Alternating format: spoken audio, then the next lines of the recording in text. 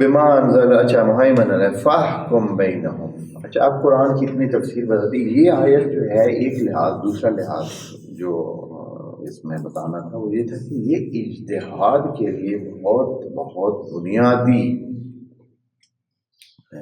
وضاحت دے رہی ہے. اجتہاد کے لیے بہت قیمتی سرمایہ واقع ہو سکتا ہے کہ اللہ تعالیٰ نے جو قرآن کو سمجھنے یا قانون کو سمجھنے کے لیے اللہ تعالیٰ نے یہ آیت جو بیان کی ہے اس میں بتا دیا ہے کہ سارے انسان ایک جیسے نہیں ہیں، سب کے لیے قاعدے ایک جیسے نہیں ہیں.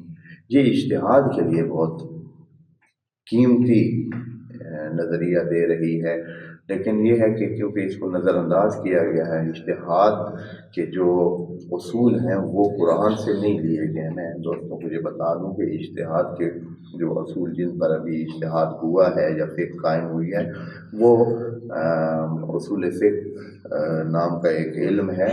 اس میں انہوں نے اپنی سمجھ کے مطابق ایک ترتیب دی ہے، اور یعنی ایک عرصے سے ایک پہلے سے جو ہے نا کچھ چھوٹے چھوٹے اصول بنائے، پھر اصول سے اصول بنے، اور پھر یہ ڈیولپ ہو کے ایک اصول فقہ کی صورت میں ایک بڑا علمی ایک طرز بن گئی ہے، ایک علمی وہ صورتحال بن گئی ہے اور علم بن گیا ہے.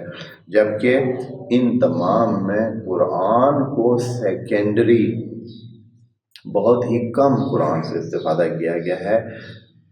اجتہاد کے اصول وضع کرنے میں قرآن سے استفادہ نہیں کیا گیا.